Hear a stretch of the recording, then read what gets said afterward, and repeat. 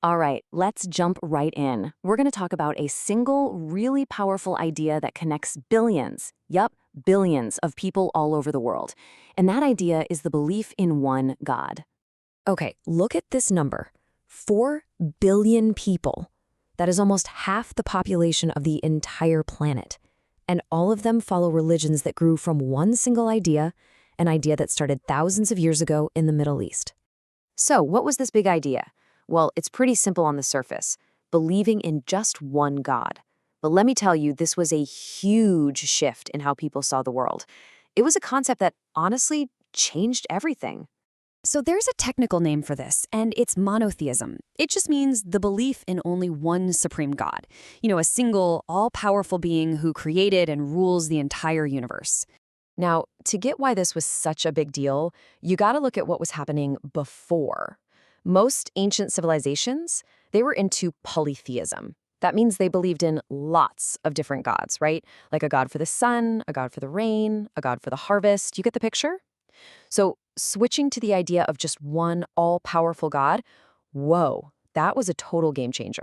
Okay, so where did this whole idea come from? Well, the story for these faiths starts with a shared ancestor. And the main character, the central figure in this whole thing, is a man named Abraham. The story goes that Abraham made a special kind of promise, or an agreement with God. He basically said, I will follow only you, the one God, and I'll lead my people faithfully. And that promise, well, that's what made him such an important founding father, kicking off a whole new spiritual family line. And that is exactly why we call Judaism, Christianity, and Islam the Abrahamic religions. It's because they all trace their spiritual history right back to Abraham. It's kind of like they're all different branches on the same family tree. All right, so we have this one starting point, this one shared roots. And from there, over thousands of years, 3 major faiths grew. So let's meet them. First up, we have Judaism. It's one of the oldest monotheistic religions out there. A central idea is that special promise, the covenant between God and the Jewish people. Their holy book is called the Torah, which has their laws and history, and they worship in a place called a synagogue. Next, there's Christianity, which actually grew right out of Jewish traditions. Christians also believe in one God, but their core belief is that Jesus is the Son of God. Their holy book is the Bible, and their place of worship is a church. And finally, we have Islam, which started back in the 7th century. Followers of Islam, called Muslims, believe in that same one God. They call him Allah, which is Arabic for the God. They believe Muhammad was the last and final prophet, and their holy book is the Quran. They worship in a mosque. Okay, so now we've met the 3 faiths. But what does it actually look like to practice these beliefs?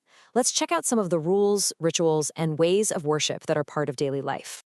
This chart is super helpful because it puts everything side by side. You can see each faith has its own holy book, its own special place of worship, and its own major holidays that celebrate important moments in their history.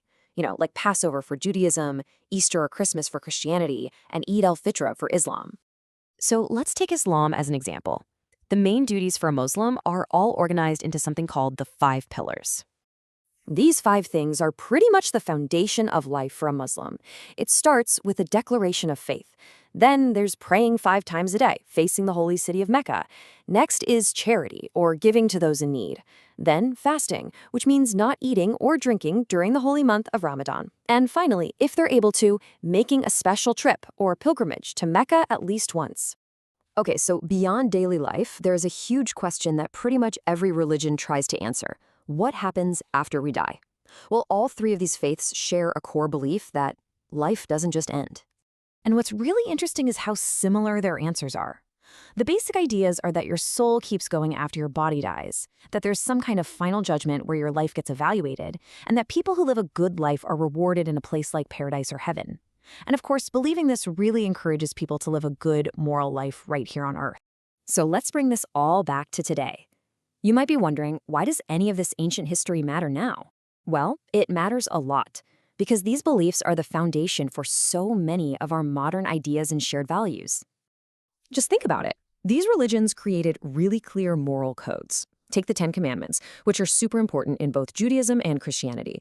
They give a clear set of rules for how to behave, right? Stuff like don't steal, don't lie. These ideas have had a massive influence on laws and our general sense of right and wrong all over the world.